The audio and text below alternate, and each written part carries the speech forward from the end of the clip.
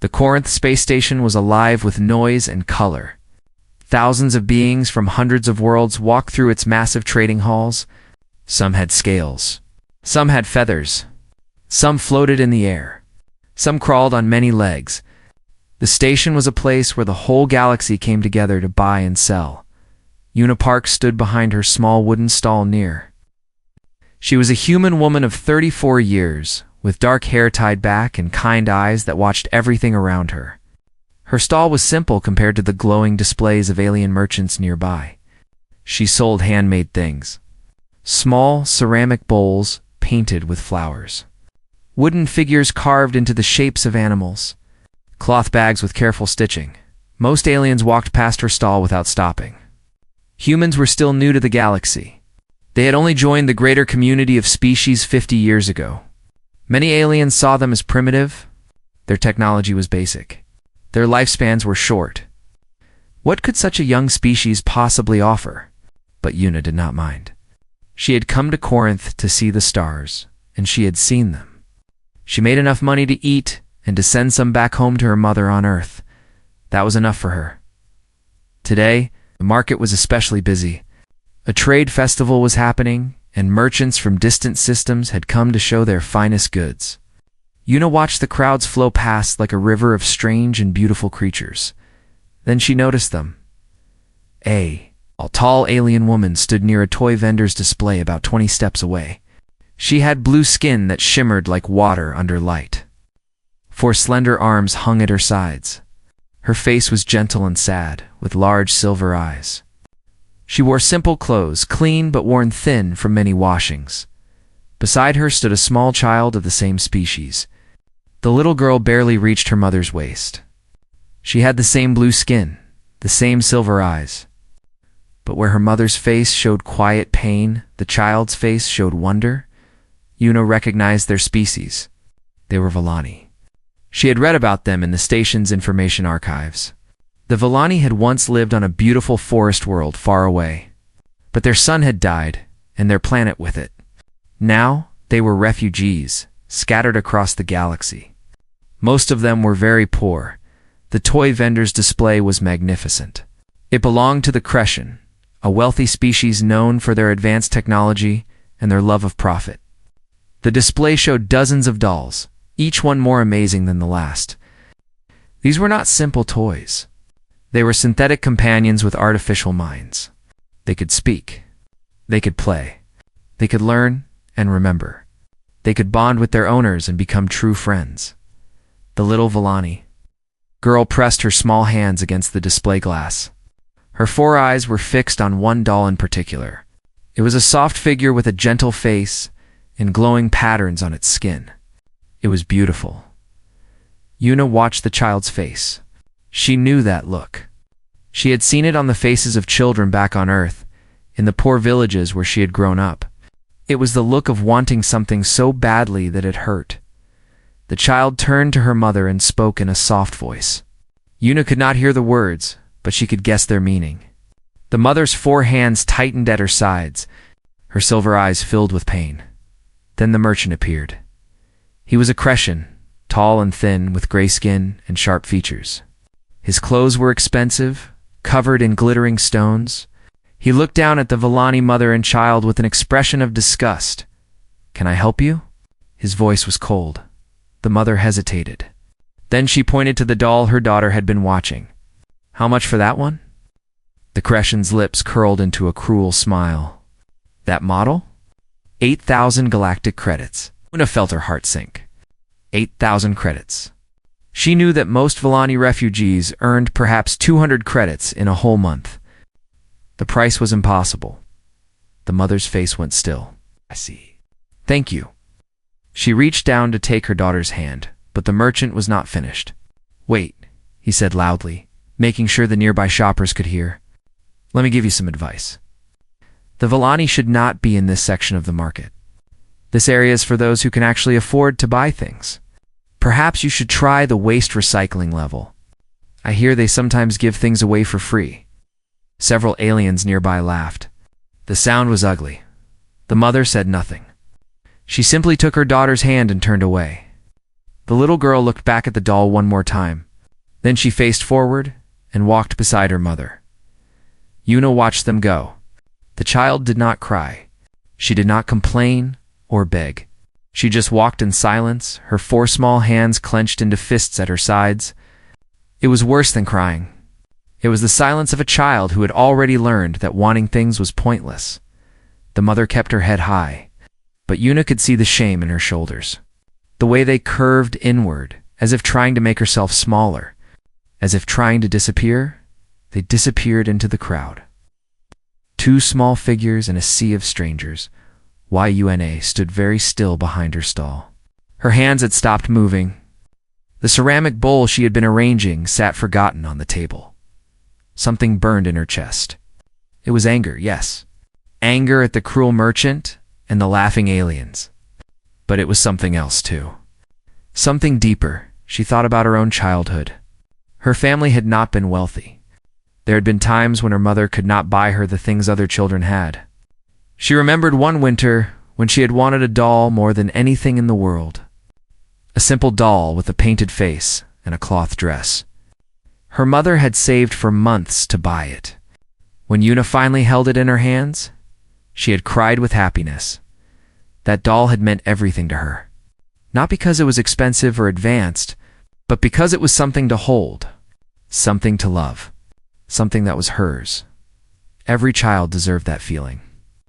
Every single one. Yuna looked at the small wooden figure sitting on her workbench. She had been carving it slowly over the past few weeks. A simple human doll, meant to be sent back to Earth as a gift for her neighbor's daughter. It was rough and unfinished, but the shape was there. She picked it up and turned it over in her hands. The wood was smooth and warm. An idea began to form in her mind. A crazy idea, an impossible idea. But impossible had never stopped her before. She set the wooden figure down and began to pack up her stall. She had work to do. Not the kind of work that earned money, something more important than that. Somewhere on this station, a little girl was going to sleep tonight with empty arms. And Yuna had decided that she was going to change that. She did not know how yet. She did not know if she could really do it. But she knew one thing for certain. She was going to try. That evening, Yuna sat across from her older brother in a small eating place in the human section of the station. The human section was not large. Perhaps 300 humans lived on Corinth, most of them traders, engineers, or workers. They had built their own little neighborhood here. With food that tasted like home and signs written in languages from Earth, Daeho Kim was 40 years old. With broad shoulders and hands rough from years of working on cargo ships, he was an engineer, one of the best on the station. Machines listened to him in ways they did not listen to others. But right now, he was looking at his younger sister with worried eyes. "You want to do what?" he asked. "I want to make a doll," Yuna said. "For the little Valani girl I told you about." Daeho set down his cup.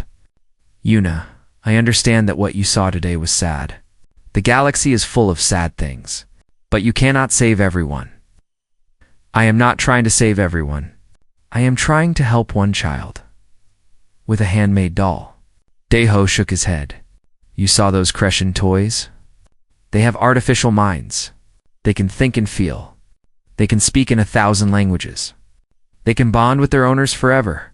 What can you possibly make that could compare to that?" Yuna was quiet for a moment. Then she said, "When we were young, do you remember the doll Mother made for me?" Daeho's face softened. Of course he remembered. Their mother had worked for weeks on that doll, sewing late at night by lamplight. It had been made of cloth scraps and old buttons, stuffed with cotton from worn-out pillows.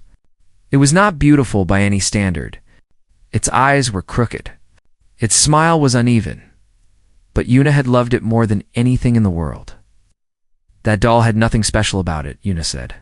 It could not talk. It could not play games.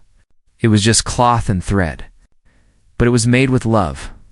Mother put her heart into every stitch, and I could feel that Daeho. I could feel it every time I held it. Daeho sighed. The Villani are different from us. Their children might not feel the same way about such things. Children are children, Una said firmly. Everywhere in the galaxy, children need something to hold, something to love, something that is theirs alone. Her brother looked at her for a long time. He knew that look in her eyes. He had seen it many times before.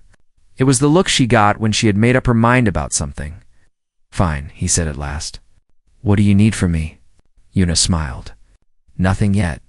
First, I need to learn more about the Villani. I need to understand what kind of toy would mean something to them. The next morning, Una went to the station's information archive. It was a vast room filled with glowing screens and floating data displays. Here, one could learn about any species in the known galaxy. She spent hours reading about the Villani. She learned about their lost homeworld, a place of endless forests and gentle rivers. She learned about their customs, their beliefs, their way of life. And she learned about something called the Nemri. The Nemri was a traditional comfort object for Villani children. It was a simple cloth doll, handmade by mothers for their daughters. Each Nemri was unique, made with special fabrics and filled with soft materials from the forest floor. Mothers would sing special songs while making them, weaving love and protection into every thread. The Nemri was not just a toy. It was a symbol of the bond between mother and child. It was believed to carry part of the mother's spirit, keeping the child safe even when they were apart. When the Villani sun died and their planet was destroyed, the knowledge of making Nemri was nearly lost. The special materials no longer existed. The old mothers who knew the proper songs had mostly passed away. For a whole generation of Villani children, the Nemri had become just a memory. A story told by grandparents about better times. Una felt tears forming in her eyes as she read. This was more than just a toy. This was a piece of a culture that was dying. A piece of childhood that had been stolen from an entire species. She saved the images and information to her personal device. Then she left the archive and made her way to the refugee section of the station. The refugee quarters were clean, but small. Families lived in tight spaces, often several to a room. The Villani community had their own area, marked by decorations that reminded them of their lost forests. Paper trees hung from the ceiling. Painted leaves covered the walls.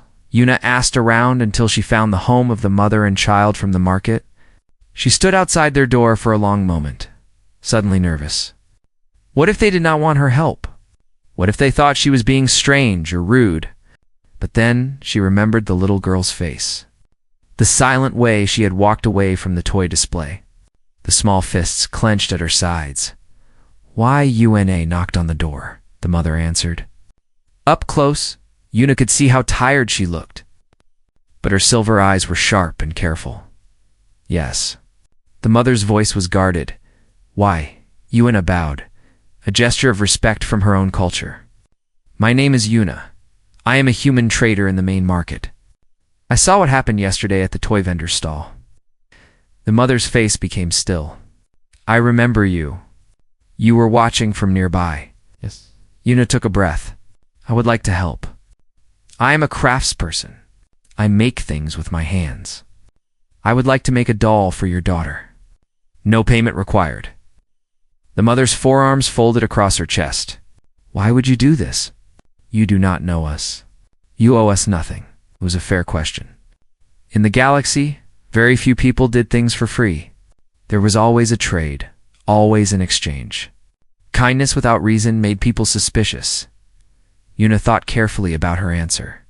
Where I come from, there is a belief. We believe that children are precious. All children, everywhere. When I saw your daughter's face yesterday, I saw my own childhood. I saw myself wanting something I could not have. And I remember how much it hurt. She paused. I cannot give your daughter what those rich merchants sell. I cannot make a toy with a computer mind or glowing lights. But I can make something with my hands and my heart. Something real. Something made just for her. The mother was quiet for a long time. Her silver eyes studied Una's face, looking for lies, for hidden motives. But she found none. My name is Tavri, she said finally. My daughter is Leary. It is good to meet you, Tavri. Tavri. Tavri hesitated. Then she stepped aside. Please, come in. I will tell you about the Nemri. Yuna entered the small home. It was clean and neat, with very few belongings. But on one wall hung a single picture. It showed a cloth doll with a gentle face and soft colors. That is the last image I have of my own Nemri, Tavri said softly. My mother made it for me when I was Lyri's age. It was lost when our world died. She turned to face Yuna. If you truly wish to do this thing, I will help you understand what a Nemri should be. But I must warn you, it is not just about the shape or the colors. A true Nemri carries love inside it. Can a stranger put love into something made for a child she has never met? Yuna looked at the picture on the wall. Then she looked at Tavri. Let me try, she said. Let me show you what human hands can do. For the next 2 weeks, Yuna worked harder than she had ever worked in her life. Every morning, she opened her stall in the market and sold her crafts to passing aliens. Every evening, she closed the stall and went to her small room to work on the Nemri. She slept only a few hours each night. She ate her meals while working. The doll consumed all of her thoughts. Tavri had told her everything about the traditional Nemri, the shape of the body, the proportions of the limbs, the way the face should look gentle and calm, like a mother watching over her sleeping child. The colors were important too. Silver and violet, the sacred colors of the Vallani, representing moonlight on water and the flowers that once grew in their forests. But Yuna did not want to just copy the old designs. She wanted to make something that honored the tradition while also being new. Something that was truly hers to give. She started with the body. She could not use wood like she had first planned. Wood was too hard, too cold. A child needed something soft to hold. She found a synthetic material in the market, a fabric that was safe for all species and soft like cotton. She bought all that she could afford in silver and violet colors. Cutting the fabric was slow work. Yuna's hands were skilled from years of crafting, but this was different from anything she had made before. The shapes were strange. Vallani children had forearms, so the doll needed forearms too. Getting the proportions right took many attempts. She filled her waistbin with failed pieces before finally getting it right. The sewing came next. Yuna sat under a bright lamp and pushed her needle through the fabric again and again. Her fingers became sore. Small drops of blood appeared when she pricked herself. But she did not stop as she worked. She thought about Lyri. She thought about what the little girl must dream about at night. Did she dream of her lost homeworld, a place she had probably never seen? Did she dream of forests she would never walk through, rivers she would never swim in? Yuna put those thoughts into her stitches. Every time the needle went through the fabric, she thought about the child. She thought about keeping her warm and safe. She thought about giving her something beautiful in a galaxy that had been so cruel. You are going to make yourself sick, Deho, said one evening. He had come to check on her and found her still working, her dinner untouched on the table. I am almost done with the body, Yuna said without looking up. Her brother sat down across from her. He watched her work in silence for a while. Then he said, I talked to some people. Word is spreading about what you are doing. What do you mean? The other humans know. Some of the aliens too. They say there is a human woman making a toy for a Vallani refugee child. Most of them think you are crazy, Yuna shrugged. Let them think what they want. But some of them think it is beautiful. This made Yuna pause. She looked up at her brother. The Vallani in the refugee section had been talking, Deho continued. They say that no outsider has ever tried to make a Nemri before. They do not know what to think about it. Some are touched. Some are worried that you will do it wrong and offend their traditions. Yuna felt a knot form in her stomach. She had not thought about that. What if she made something that was disrespectful? What if she hurt the people she was trying to help? Tavri has been speaking for you, Deho said. She tells everyone that you are working with her, that you are learning the proper ways. She defends you when others doubt. She is a good person, Yuna said quietly. So are you, little sister. After Deho left, Yuna returned to her work with new determination. She would not let Tavri down. She would not let Lyri down. The body of the doll was finished 3 days later. It was soft and light, easy for small hands to hold. The forearms hung at the sides, each one ending in tiny fingers. The proportions matched the traditional designs exactly. But the face was the hardest part. In Villani tradition, the face of a Nemri had to show love and protection. It could not look angry or sad or afraid. It had to be a face that a child could look at in the dark and feel safe. Una spent 2 whole days on the face alone. She stitched and unstitched, again and again, trying to get the expression right. Silver thread for the eyes, violet thread for the lips. A pattern across the forehead that Tavri said represented blessings. When she finally finished, she held the doll up to the light. It looked back at her with gentle eyes and a soft smile. Something in Una's chest relaxed. Yes, this was right, but she was not done yet. She remembered something her mother used to do. When making gifts for children, her mother would always add secret touches. Small surprises hidden inside or underneath.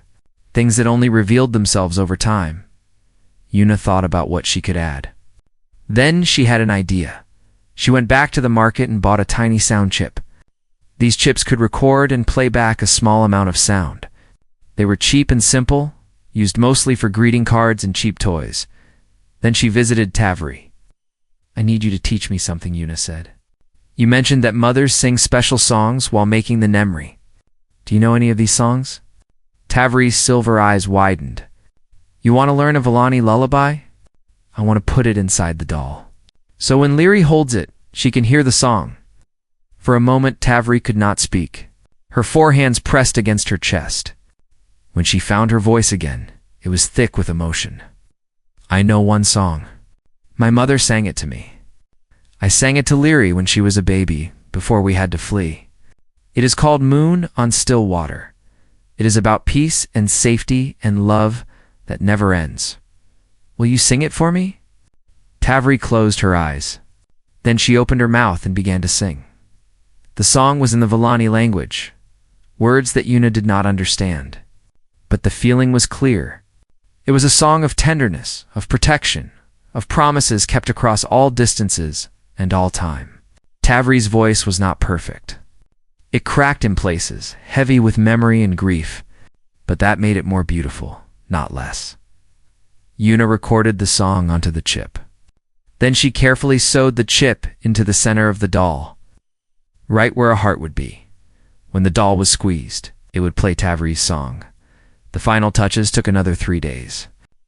Una added soft patterns to the fabric using special dyes. She infused the stuffing with a gentle scent, something similar to lavender that was calming to most species. She checked every stitch, every seam, making sure nothing was loose or rough. Finally, on the 15th day, she was done.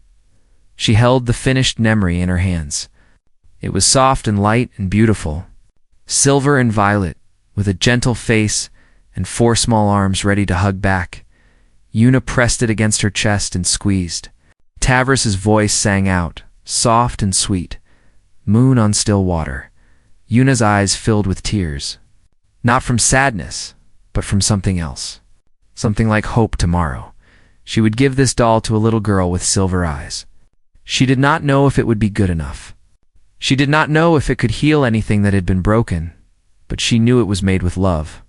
Every stitch, every thread, every moment of lost sleep and sore fingers. That had to count for something. The morning was quiet in the refugee section of Corinth Station. Most of the families were still inside their small homes, eating simple breakfasts and preparing for another day of hard work. The paper trees hanging from the ceiling swayed gently in the recycled air. Una walked through the narrow hallways with the Nemri wrapped in soft cloth and held close to her chest. Her heart was beating fast. Her hands felt slightly damp.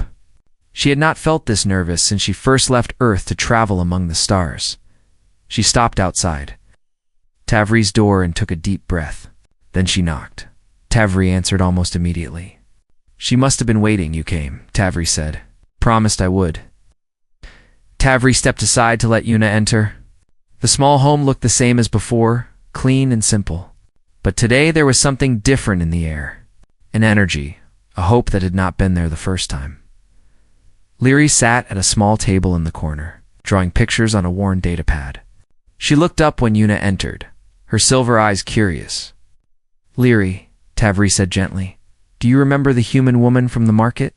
Leary nodded slowly. She remembered. How could she forget? The human had been watching when the merchant humiliated them. Leary had felt ashamed that a stranger had seen their poverty. Una walked over to the little girl and knelt down so they were at the same level. Up close, she could see how young Leary really was. How small and fragile. "Hello, Leary," Una said softly. "My name is Una. I made something for you." She placed the wrapped bundle on the table in front of the child. Leary looked at her mother, uncertain. Tavri nodded, her 4 hands clasped tightly together. With careful fingers, Leary unwrapped the cloth. The silver and violet fabric of the Nimri emerged slowly into the light. The gentle face. The 4 soft arms. The beautiful patterns. Leary stared at it. She did not move. She did not speak. Tavri's voice came out as barely a whisper. "It is a Nemri, my daughter. Like the ones from the old stories. Like the one my mother made for me long ago." Leary reached out with all 4 hands and lifted the doll. It was light in her arms, soft against her skin. She brought it close to her chest and held it there. Then she squeezed it. The song began to play. Tavri's voice, recorded on the tiny chip, filled the small room with the ancient lullaby. Moon on still water. The words flowed out like gentle waves, carrying all the love and loss and hope of a mother for her child. Leary's eyes went wide. She looked at her mother. "That is your voice," Avri was crying. Tears ran down her blue cheeks, dripping from her chin. She could not speak. She could only nod. Leary squeezed the doll again, listening to the song repeat. Then something happened that Una had not expected. The little girl began to cry. Una had been told that Alani children did not cry.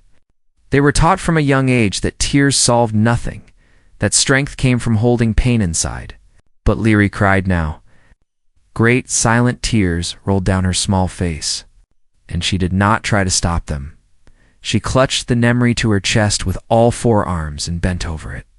Her small body shaking, Tav rushed forward and wrapped her arms around her daughter. Mother and child held each other, the doll pressed between them. Years of silent grief finally found release. Una stayed where she was, kneeling on the floor. She felt tears on her own cheeks, but did not wipe them away. This moment was not about her. It was about a mother and daughter who had lost everything, finding something precious returned to them. After a long time, Tavri looked up. Her eyes found Eunice. "How can I repay this?" she asked. "We have nothing. We are nothing." Una shook her head. "You are not nothing, and you have already repaid me? How?" "By letting me help." Word of what happened spread through the station like fire through dry grass. A human woman had made a Nemri, a sacred Villani treasure crafted by outsider hands. Not just any human, but a simple trader with a small stall and no wealth to speak of. She had done it for free. No payment, no exchange. Just a gift given to a child who needed something to love. The Villani community did not know how to feel. Some were moved beyond words. Others were confused. A few were even angry. How dare an outsider touch their traditions? How could she understand what the Nemri truly meant? But those who saw Leary holding her doll, those who heard the lullaby play when she squeezed it, those who watched the child who never smiled begin to smile again, they could not stay angry. They could only wonder. The other aliens on the station heard the story too. Most of them did not understand. Why would someone spend so much time and effort on something so simple? Why give something away for nothing in return? It did not make sense. In the galaxy, everything had a price. Everything was a transaction. But humans, it seemed, did not always follow the rules. Vorik the Crescent merchant heard the story last of all. When his assistant told him, he laughed out loud. Handmade doll. Made of cloth and thread. And everyone is talking about this like it matters? He was angry. His expensive toys had been forgotten. All anyone wanted to discuss was the human woman and her primitive little gift. He decided to do something about it. The next day, Vorik found Una at her stall in the market. She was arranging her ceramics when his shadow fell over her. "So you are the human everyone is talking about," he said. His voice loud enough for nearby shoppers to hear. Yuna looked up at him calmly. "Can I help you?" "I just wanted to see for myself." Oryx's lips curled into a sneer. The woman who thinks she can compete with Crescent craftsmanship using cloth and string. "I was not trying to compete with anyone, no." "Then what was the point? Your little toy will fall apart in a year. It has no technology, no artificial mind. It cannot speak, or play, or learn. It is worthless." A crowd was gathering. Aliens of many species stopped to watch the confrontation. Among them, Yuna could see several Villani, including Tavri and Lyri. Lyri was holding her Nemri tightly against her chest. Yuna stood up slowly.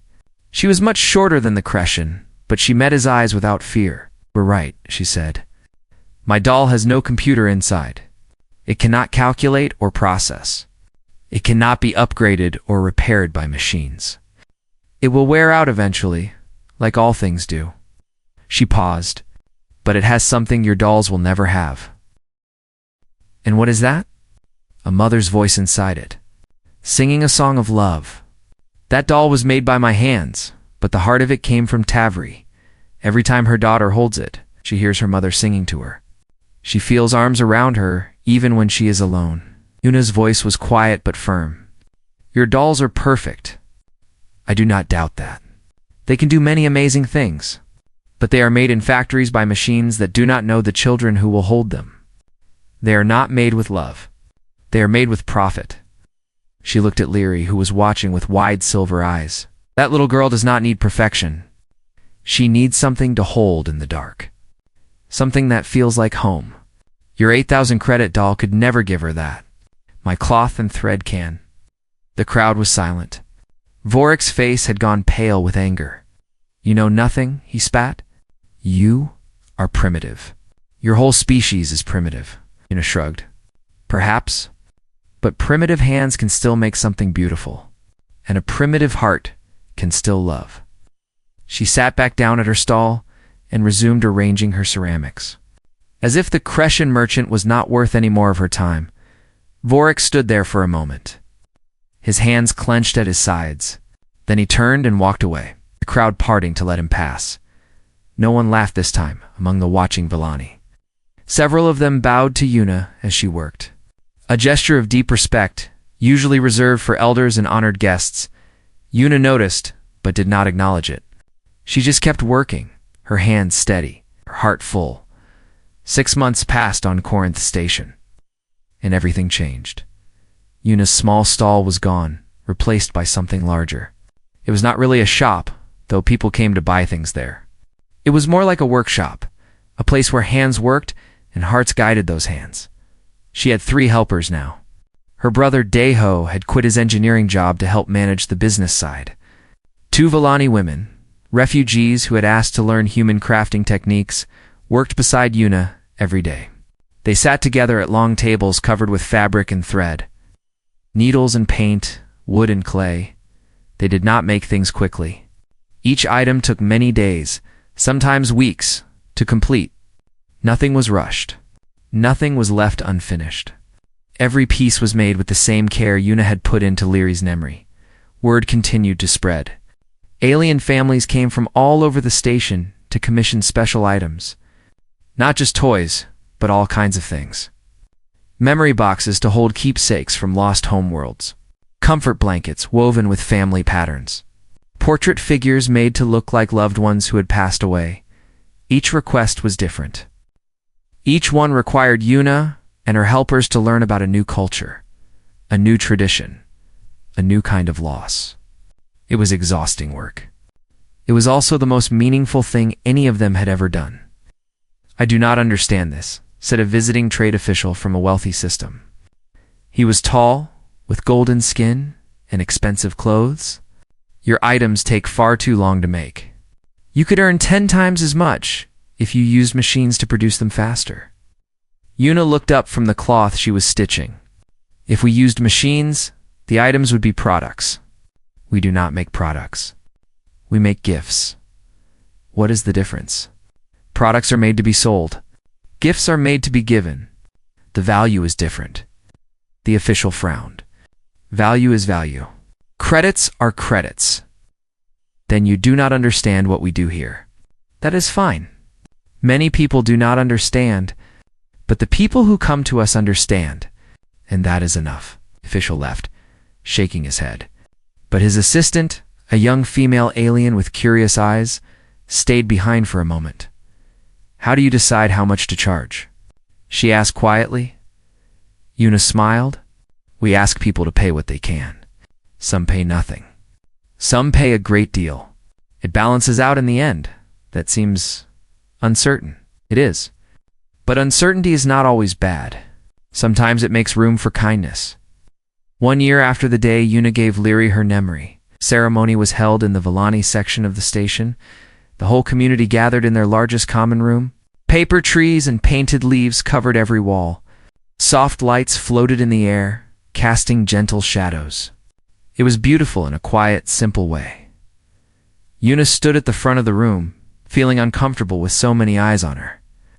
Deho stood beside her, looking equally out of place. They were the only humans in a sea of blue-skinned Villanan. An elder stepped forward. She was very old, her forearms thin, and her silver eyes clouded with age. But her voice was strong. We are here today to do something that has never been done before, the elder said. In all of our recorded history, we have never made an outsider one of our own. But times change. Loss changes us.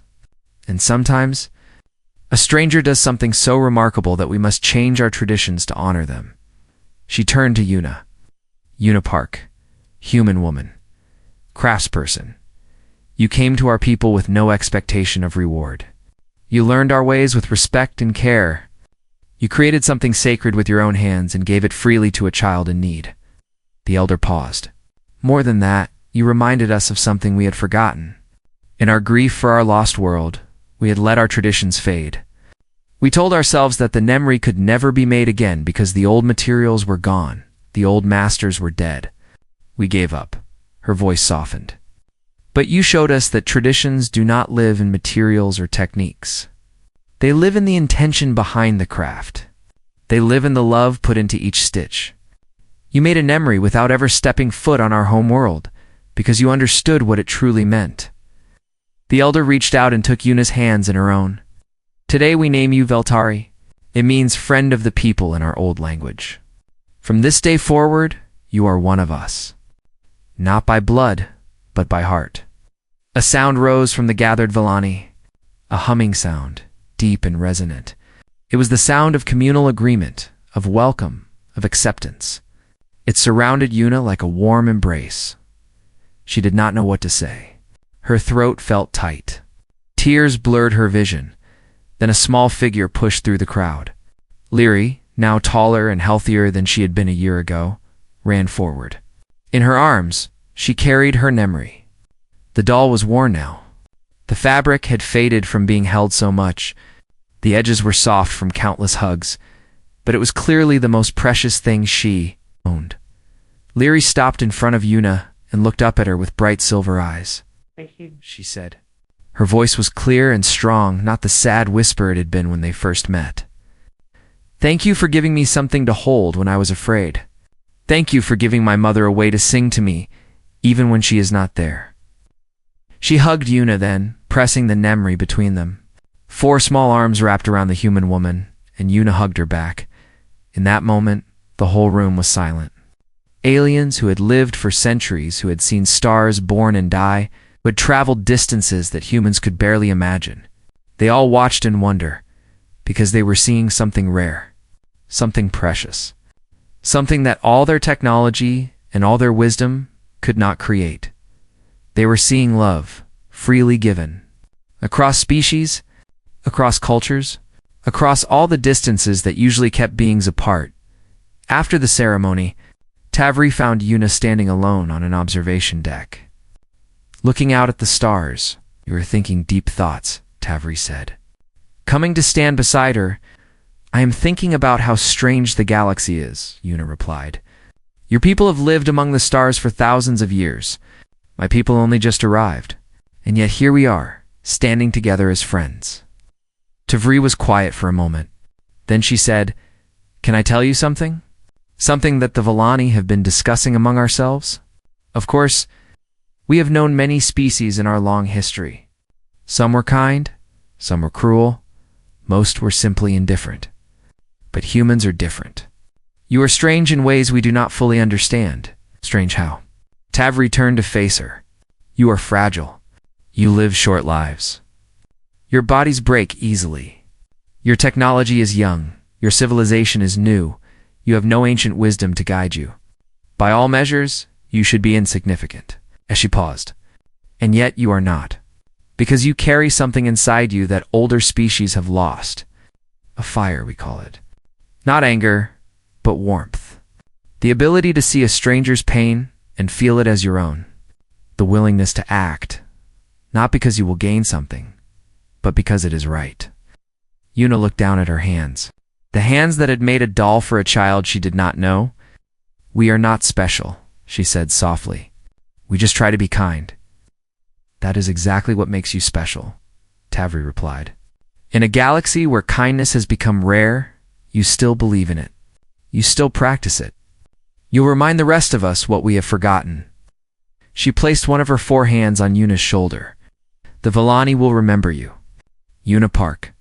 Long after you are gone, we will tell stories of the human woman who made an Emry, who reminded a grieving people that love survives even when worlds do not, who showed the galaxy that the most powerful thing is not a weapon or a ship, but a gift made with care." Yuna smiled.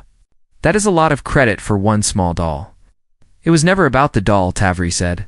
"It was about what the doll represented.